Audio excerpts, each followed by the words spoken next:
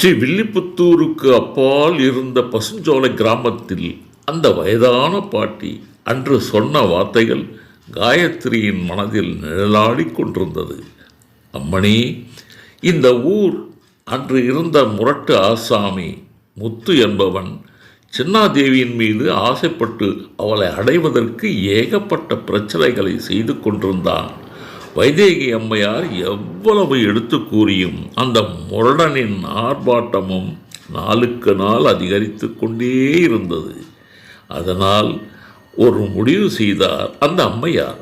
அந்த ஊர் பத்ரகாளி அம்மன் கோயிலில் சின்னாதேவிக்கும் கட்டாரிக்கும் திருமணம் செய்து வைத்து விட்டார் அந்த அம்மையார்.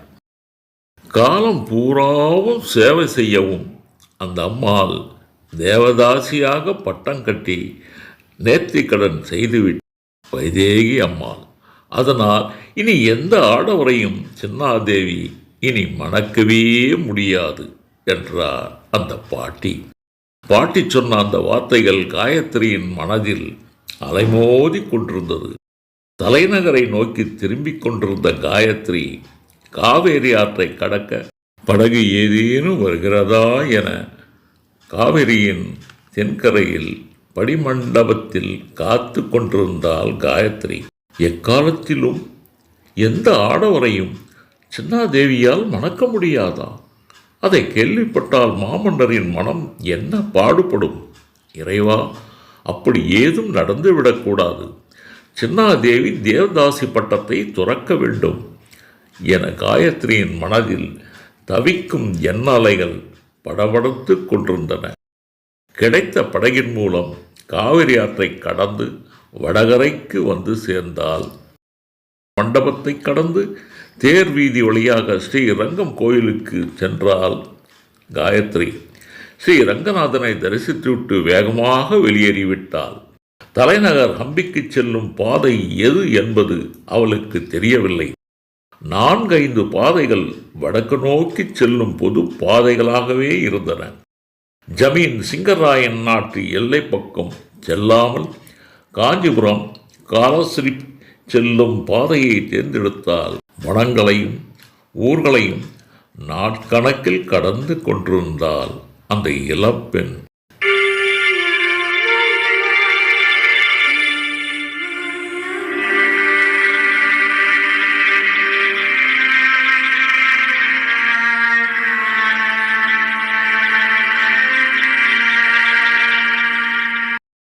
போர் நடந்து கொண்டிருக்கும் மதுரை பக்கம் சென்ற காயத்ரி உயிரோடு திரும்புவாளா என்ற அவநம்பிக்கை மாமன்னர் கிருஷ்ணதேவராயருக்கு ஏற்பட்டு போனது.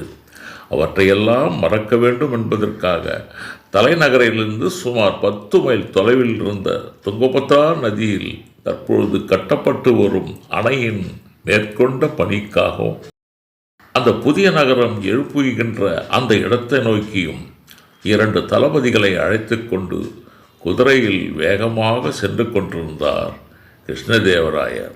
துங்கபத்ரா நதியில் அணை கட்டும் பகுதியினையும் புதியதாக எழுப்பிக் கொண்டிருக்கும் நாகலாபுரம் என்ற புதிய நகரத்தையும் சுற்றி சுற்றி பார்த்து கொண்டிருந்தான்.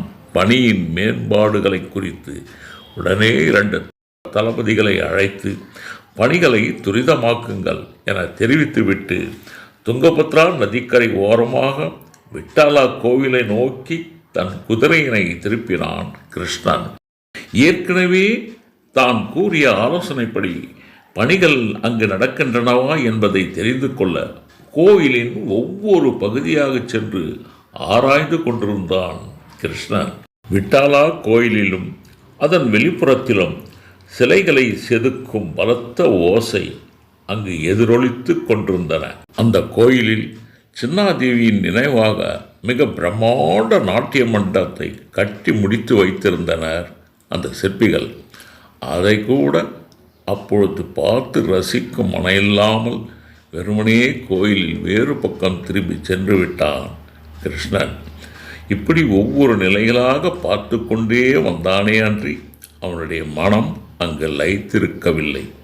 உடனே மாளிகைக்கு திரும்ப வேண்டும் என்ற எண்ணம் கிருஷ்ணதேவராயருக்கு ஏற்பட்டு போனது. ராணி மகாலை கடந்து விருந்தினர் மாளிகை நோக்கி தன்னுடைய குதிரையை செலுத்தினான் கிருஷ்ணன் அங்கு தனக்காக ஏற்படுத்தி கொண்ட ஒரு தனி பெரும் ஆலோசனை கூடத்தில் போய் மெத்தையின் மீது ஒத்தென்று விழுந்தான். ஆனால் அவனுக்கு அங்கம் கூட இருப்பு இருக்க முடியவே இல்லை. காரணம், மீண்டும் மீண்டும் அந்த காயத்ரியின் நினைவுதான் அவனை புரட்டி போட்டு கொண்டிருந்தது. பாவம், அந்த இளம்பெண் காயத்ரி அனாதையாக அரண்மனைக்குள் வந்தவள். என் சுயநலத்துக்காக அவளை போகச் சொல்லியிருக்கக்கூடாது. விருப்பாற்ற தெய்வமே, காயத்ரிக்கு ஏதும் நடந்துவிடக்கூடாது. உன் அருள் அவளுக்கு கிட்டட்டும் என மனதில் புலம்பிக் கொண்டே மீண்டும் தன் மாளிகைக்கு திரும்பிக் கொண்டிருந்தார் கிருஷ்ணதேவராயர்.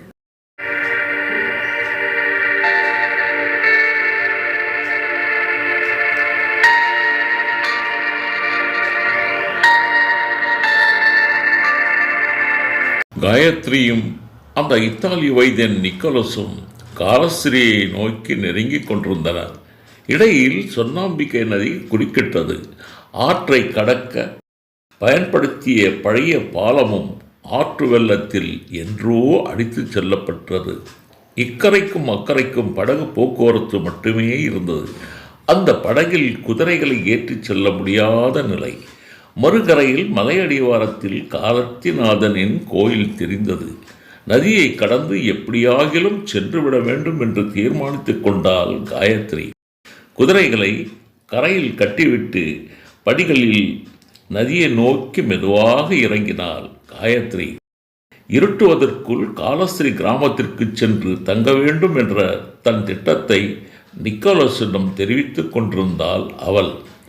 காயத்ரி, எனக்கு களைப்பாக இருக்கிறது, நதியில் குளிக்க வேண்டும் என்றவன் அவளின் பதிலுக்கு கூட காத்திராமல் நதியில் இறங்கிவிட்டான். அவனுக்கு நீந்தவும் தெரியாது. நதியில் குறைவான நீர்மட்டமே ஓடிக்கொண்டிருப்பதாக நினைத்து விட்டான் அந்த நிக்கோலஸ். நீர் சுழற்சி அவனை வேகமாக நதியில் இழுத்து கொண்டது. அலறினான் அவன். சத்தம் கேட்டு நதியில் பாய்ந்து அவனை கரைக்கு இழுத்து வந்தால் உயிர் பயத்தால் திணறினான் அந்த பரங்கி வைத்தியன். காயத்ரியை பார்த்து கையெழுத்து கும்பிட்டான் நிக்கோலஸ். அப்படியெல்லாம் வேண்டாம் என அவனை தடுத்து கரையை நோக்கி நடந்தால் காயத்ரி என எதையோ பேச நினைத்தான் அந்த நிக்கோலஸ். அப்பொழுது எதையும் கேட்கும் மனநிலை இல்லாமல் அக்கரைக்கு சென்றுவிட வேண்டும் என்ற மனத்துடிப்பு மட்டும் இருந்தது. அதனால் மௌனியாக வேகமாக நடக்கத் தொடங்கினாள் காயத்ரி. ஆற்று மேட்டில் காலத்திநாதரின் கோயில் பிரம்மாண்டமாக நின்று கொண்டிருந்தது. அருகில் சென்று பார்த்தால் காயத்ரி. அங்கே தூரத்தில் ஆங்காங்கே சத்திரங்கள் இருந்தாலும் மக்களின் நடமாட்டம் தொடர்ந்து இருந்து கொண்டே இருந்தது. தெற்கு பார்த்தாப்படி நின்றிருந்த கோபுரத்தை பார்த்தால் அதன் கீழ் தங்குவதற்கோ அல்ல குதிரைகளை கட்டுவதற்கோ எந்த வசதியுமே இல்லை. என்ன செய்வதென்று அவளுக்கு புரியவில்லை. சத்திரங்களை தேடிக்கொண்டிருந்தால் அந்த இளம்பெண். காலஸ்ரீயிலிருந்து வடக்கே 25 மைல் தொலைவிற்கு அப்பால் சின்னாதேவியின் மாங்குடி கிராமம் இருப்பது பற்றியும் காயத்ரிக்கு தெரியவே தெரியாது. இருண்டு போன காலஸ்ரீ என்ற மலை கிராமத்தில் சத்திரம் ஏதேனும் இருக்கிறதா என்பது மட்டுமே அவளுடைய ஒரே குறிக்கோளாக தேடத் தொடங்கி கொண்டிருந்தார். வற்றாது ஓடிக்கொண்டிருக்கும் சொன்னாம்பிகை நதியும் சுற்றிலும் மலைகளும் சூழ்ந்து கிடந்தன. அந்த பகுதியில் கோயிலில் போட்டுக்கொண்டிருந்த அன்னதான கொட்டகையில் நுழைந்த இருவரும் பசியை தீர்த்து கொண்டனர். ஆனால் கோயிலில் குதிரைகளுடன் தங்க எந்த வசதியும் இல்லாததால் அமைதியாக ஊருக்கு வெளியே சென்று தேடத் தொடங்கினாள் காயத்ரி. தூரத்தில் தீப்பந்த வெளிச்சத்தில் தென்பட்ட சத்திரத்தை நெருங்கி அலசிய போது அங்கு ஆட்கள் எவருமே இல்லை. அதில் அறைகளும் இல்லை.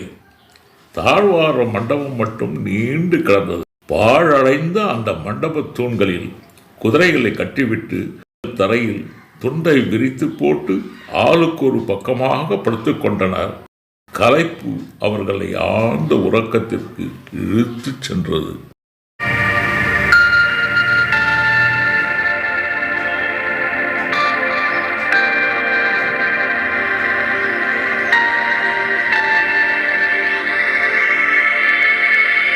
அந்த இளம்பெண் காயத்ரி படுத்து உறங்கும் இடமா அந்த பாழடைந்த சத்திரம்? அவள் கலிங்க நாட்டு இளவரசி என்பதும் அரண்மனையில் எவருக்குமே தெரியாது.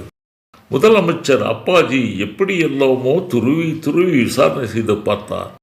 மலை கிராமத்தில் இருந்து பெற்றோரை இழந்து வந்துவிட்டதாக மட்டும் பொய்யை கூறிக்கொண்டிருந்தால் காயத்ரி. அதனை அப்பாஜியும் நம்பவில்லை. எப்படியோ ராணி நாகலாதேவியின் கருணையால் அரண்மனையில் பணிப்பெண்ணாக சேர்ந்து விட்டால் அந்த பெண். தான் யார் என்ற விவரத்தையும் ஏன் வந்தேன் என்ற தகவலையும் ராணிக்கோ கிருஷ்ணதேவராயரிடமோ அவள் கடைசி வரை எதுவுமே சொல்லவில்லை. சுமார் 5 ஆண்டுகளுக்கு முன்பு கலிங்க நாட்டு மன்னன் கஜபதி பிரதாபருத்ர தேவர் ஆட்சியில் இருந்தார். அவரது ஒரே செல்ல மகனான வீரபத்ரனை அந்த நாட்டுக்கு மன்னனாக்கி பொறுப்பை ஒப்படைத்து விட்டார் கஜபதி பிரதாபருத்ர தேவர். இவரது உடன் தங்கை மகாதேவி. மகாதேவியின் மகள் ருத்ரமாதேவி. இவரின் கடைசி மகள்தான் அந்நாட்டு இளவரசி இந்த காயத்ரி. பதவி வெறியில் தனக்கு போட்டியாக எவரும் வந்துவிடக்கூடாது என்பதற்காக கலிங்க நாட்டு அரண்மனையிலிருந்து உறவினர்கள் அனைவரையும் மிரட்டி வெளியேற்றி விட்டான் அந்த வீரபத்ரன். காயத்ரியின் தாய் ருத்ரமாதேவியும் ஒரு நாள் இறந்து போனார். காயத்ரியும் அவள் சகோதரி சாவத்திரியும் வீரபத்ரனின் மிரட்டலுக்கு அஞ்சாமல் மாளிகை விட்டு வெளியேற மறுத்து விட்டனர். தொடர்ந்து மிரட்டி கொண்டிருந்த வீரபத்திரன் காயத்ரியின் தந்தையையும் இளம் வயது சகோதரையினும் கொன்று விட்டான். விஜயவாடாக்கு அருகிலுள்ள கொண்டப்பள்ளி கோட்டையில் நடந்த போரில் இறந்து போன தளபதியின் மனைவி இந்த சாவத்திரி என பொய் சொல்லி மக்கள் முன்னிலையில் 6 அடி சவக்குழியில் இறந்து போன அந்த தளபதியின் உடலோடு சாவித்திரி கதற கதற அவளையும் உயிரோடு புதைத்து விட்டான் அந்த கொடூரன் வீரபத்திரன். இனி அந்த துரோகிகளோடு போராட முடியாது என்பதை உணர்ந்து கொண்ட காயத்ரி உயிருக்கு பயந்து இரவோடு இரவாக அந்த கலிங்க நாட்டு மாளிகையிலிருந்து தப்பித்து விஜயநகர பேரரசின் அரண்மனைக்கு வந்து சேர்ந்து விட்டார் அந்த இளம்பெண் காயத்ரி. தன் குடும்பத்தையே நாசம் செய்துவிட்ட கொடுங்கோலன் அந்த வீரபத்திரனை எப்படியாவது பழி வாங்க வேண்டும் என்ற எண்ணம் அவள் மனதில் தீயாய் எரிந்து கொண்டிருந்தது.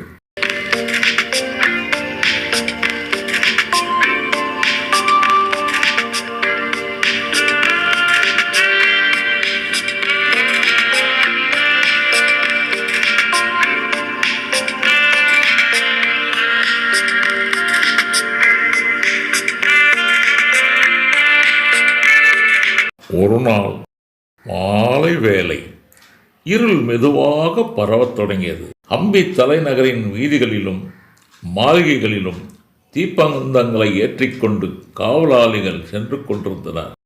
மாளிகை முழுவதும் இந்திர உலகம் போல் தீப்பந்த வெளிச்சத்தில் ஜொலித்து கொண்டிருந்தன.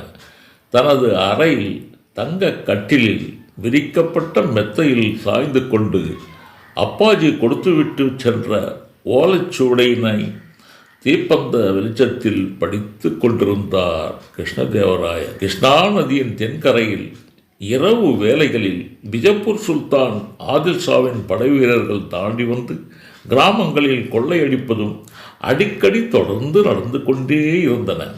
பிஜப்பூர் மீது படையெடுப்பது பற்றி ஆலோசனைகளையும் ஓலையில் குறிப்பிட்டிருந்தார் அப்பாஜி.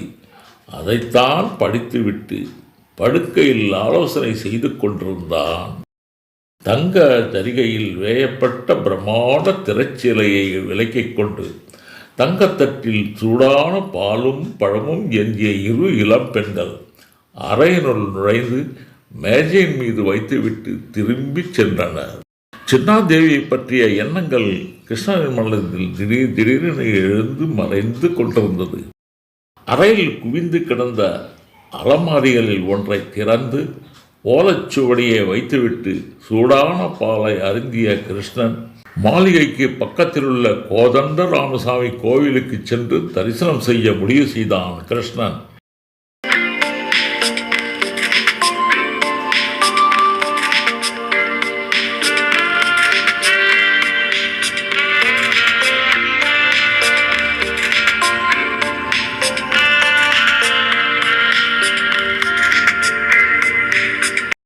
பட்டு வேஷ்டியை இடுப்பில் இறுக கட்டிக்கொண்டு வெற்று உடம்பின் மேலே பட்டு அங்க வஸ்திரத்தை போர்த்திக்கொண்டு காலில் மிதியடி ஏதும் அணியாமல் அறைக்கு வெளியே வந்தான் கிருஷ்ணன். தீப்பந்தங்கள் வரிசையாக ஏற்றப்பட்டு தங்கத் தகடுகள் போர்த்தப்பட்ட பெரிய பெரிய தூண்களுக்கு இடையில் மின்னிக் கொண்டிருந்த நீண்ட கூடத்தில் நடக்கத் தொடங்கினான் அவன். மன்னர் வருகைக்காகவே எதிர்பார்த்து காத்திருந்தது போல் தூணின் மறைவில் நின்றிருந்த திடகாத்திர உடலமைப்பு கொண்ட ஒரு பெண் திடீரென மாமன்னர் முன் ஓடி வந்து முதுகை காட்டியவாறு தரையில் உட்கார்ந்து கொண்டார். என் தோளின் மீது ஏறிக்கொள்ளுங்கள் சக்கரவர்த்தி என்றாள் அந்த பெண். அவளை கண்டதும் ஒரு அடி தூரம் சட்டென பின்னகர்ந்து சென்றான் கிருஷ்ணன். மன்னர்களோ மன்னர் குடும்பத்தை சேர்ந்தவர்களோ ஒரு மாளிகையிலிருந்து இன்னொரு மாளிகைக்கு செல்ல வேண்டுமென்றால் அல்லது மாளிகைக்கு வெளியே பக்கத்தில் உள்ள கோவிலுக்கு செல்ல வேண்டுமென்றாலும் பலமான உடற்கட்டு கொண்ட பெண்கள் மட்டுமே தங்கள் தோள்களில் சுமந்து செல்ல வேண்டும் என்பது நடைமுறை. சிறிய சிறிய பல்லக்குகள் இருந்தும் அவைகளை பயன்படுத்தக்கூடாது என்பதும் ஆண்கள் எவரும் மாளிகைக்குள் வரக்கூடாது என்பதும் தொடர்ந்து கடைபிடிக்கப்படும் முறையாக இருந்தது. அதனால் மன்னர் குடும்பங்களை மாளிகைக்குள் சுமந்து செல்ல ஏராளமான பணிப்பெண்களை அமர்த்திருந்தார் முதலமைச்சரும் முதல் தளபதியுமான அப்பாச்சி. அன்று காயத்ரி புதியதாக அரண்மனையில் பணிப்பெண்ணாக சேர்ந்த பொழுது தோளில் கிருஷ்ணதேவராயரை சுமந்து செல்ல நியமித்திருந்தார் தளபதி வாசல் காரியம் வீரண்ணா. அதை தடுத்து அன்று தாயாரை பார்க்க காயத்ரியையும் கூடவே அழைத்து சென்றான் கிருஷ்ணன். அப்படிப்பட்ட செயல்பாடுகள் இனி நடக்கக்கூடாது என வாசல் காரியம் வீரண்ணாவுக்கு உத்தரவும் போட்டான் அவன். இருந்தும் தலைமை தளபதியும் முதலமைச்சருமான அப்பாஜியின் கடும் உத்தரவினை அவர்களால் மீறவே முடியவில்லை. தோளில் சுமந்து செல்ல காத்திருந்த அந்த பெண்ணை அனுப்பிவிட்டு கோதண்ட ராமசாமி கோவிலுக்கு செல்லும் இடதுபுற மண்டபத்துக்கு வெளியே படிகளில் மெதுவாக இறங்கி கோவிலை நோக்கி நடக்கத் தொடங்கினான்.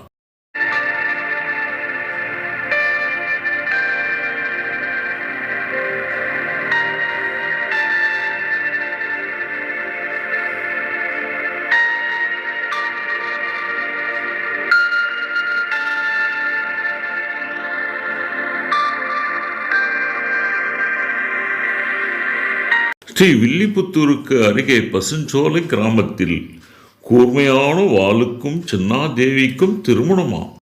விபரீதம் ஏதும் நடந்து விரக்தியில் சின்னாதேவி தன் உயிரை மாய்த்து கொண்டிருந்தால் கேட்க பயமாக இருக்கிறது. அப்படிப்பட்ட ஒரு நிகழ்வை எங்கள் சீமையில் கூட கேட்டதில்லை என ஒருவித பயத்தோடு பாழடைந்த மண்டபத்தில் அப்படியே உறங்கி போனாள்.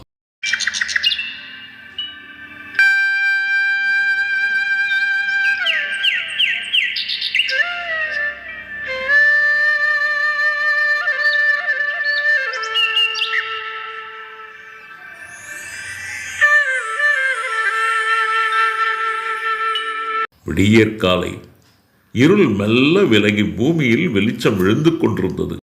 பறவைகளின் விதவிதமான இரைச்சல் சத்தம் கேட்டு பாழடைந்த சத்திரத்தில் படுத்து கிடந்த காயத்ரி போர்வையை விலக்கி மெதுவாக எழுந்து உட்கார்ந்தாள். எதிரில் ஆள் நடமாட்டமே இல்லை. இத்தாலிய வைத்தியன் குளிருக்கு போர்வையை இறுக மூடிக்கொண்டு படுத்து கிடந்தான். காலஸ்ரீ என்ற கிராமத்தை விட்டு விரைவாக வெளியேற வேண்டும் என்று நினைத்து குதிரைகள் கட்டியிருந்த தூண்கள் பக்கம் பார்வையை திருப்பிய பொழுது காயத்ரி அதிர்ந்து போனாள். அவசர அவசரமாக நிக்கோலஸை எழுப்பினாள் அவள். நிக்கோலஸ், தூணில் கட்டியிருந்த குதிரைகளை காணோம் என்றாள் அவள். என்ன, குதிரைகளை காணோமா? போர்வையை உதறிவிட்டு பதறிக்கொண்டு எழுந்தான் நிக்கோலஸ். எப்படி தலைநகருக்கு செல்வது? இன்னும் எவ்வளவு தூரம் பயணிக்க வேண்டும் என பதட்டத்தில் காயத்ரியை கேட்டுக்கொண்டிருந்தான் நிக்கோலஸ். 500 மைல்கள். இன்னும் 5-6 நாட்களாவது பயணிக்க வேண்டியிருக்கும். போகும் பாதைகளும் எப்படி இருக்கும் என்பதும் எனக்கு தெரியாது என மெதுவாக சொல்லிக் கொண்டிருந்தாள் காயத்ரி. நாம் தவறு செய்துவிட்டோம். ஆளில்லாத இந்த பாழடைந்த சத்திரத்தில் தங்கி இருக்கவே கூடாது என்றாள் காயத்ரி. செய்வதறியாது அவளையே பார்த்து கொண்டிருந்தான் அந்த இத்தாலி வைத்தியன்.